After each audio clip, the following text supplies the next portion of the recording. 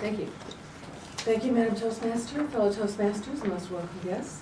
I want to talk today about a situation where I prevailed over a robber. Now, I'm one of those people who's been robbed in almost any way that you can imagine. I think I must have been Jesse James in a former life to have had this.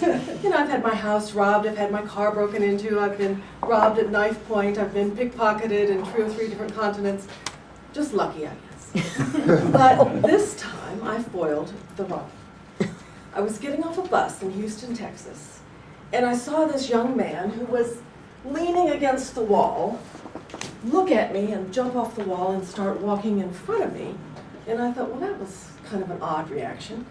And he was walking in front of me down the sidewalk and kind of looking back at me. And as he turned the corner, he leaned down to tie his shoe. Well, I noticed that his shoes weren't untied. So I walked out into the street, risking my life in Houston, Texas, where, believe me, pedestrians do not have the right of way. I walked out into the street and he glared at me. And I thought, you know, it's not my business to make it easy for you to rob me. I just kept walking. And I got to the next bus stop where I was going to take the bus out to this other place and go see a movie. I got on the bus, and it was one of those places where, you know, there's 6 or 7 buses that stop there. So I was hoping that he would not get, he was still waiting. I was hoping he would not get on my bus, but he did get on my bus. He sat in the back, I was sat in the front. Near a couple, an older woman and a younger man, obviously it was a woman and her son, and we just kind of were smiling at each other occasionally. So when we saw the theater, we got off the bus. Now it was there was a huge long street, a block, very long block. If you've ever been to Texas, you can understand what I'm saying, very long block. So we were walking along, and this guy, of course, got off the bus after us. So he's still following me. And we were walking along, and I walked up to them and said, "Pardon me, can I walk with you? Because this young man is making me nervous. I think that he's trying to rob me." And I went into this discussion, and they smiled at me, and they said, "No English?" And I thought, oh. Well, I went through the whole thing again in Spanish, you know, figuring the odds into Houston, Texas, paseo con ustedes, et cetera, et cetera. And they looked at me really funny and said, "French?" Should have called awful. That's not my. At the time, I didn't even know to say that. I said, "No, don't you speak French," which is parlez-vous français, and they looked at me like I was insane. And I thought, uh-oh, they're going to run from me, and I'll be stuck with this.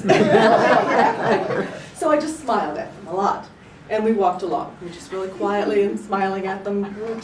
So we get down to the end of the block, and they're going off to the hotel. And I'm going across the street, and I see a policeman, a Houston policeman, across the street. And I thought, oh, good, I'm safe then. But then I thought, you know, I'm not so safe unless I tell him what's going on. So I walk up to the Houston policeman, and I said, "Pardon me, I think this young man is following me." And he said, "The spook?"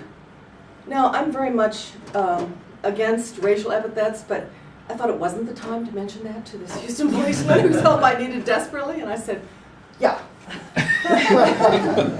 So he said, "I'll take care of it. Go on in the movie."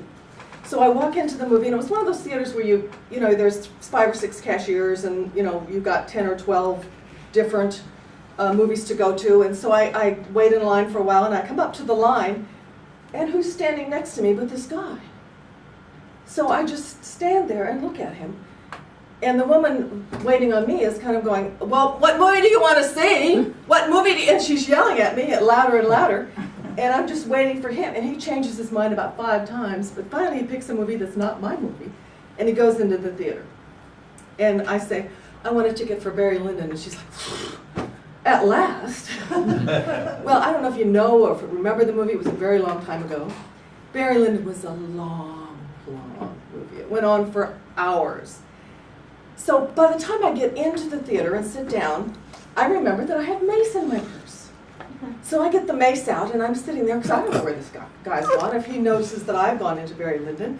So I'm sitting there in the movie, the whole movie, holding the mace. And trying not to spray it on myself.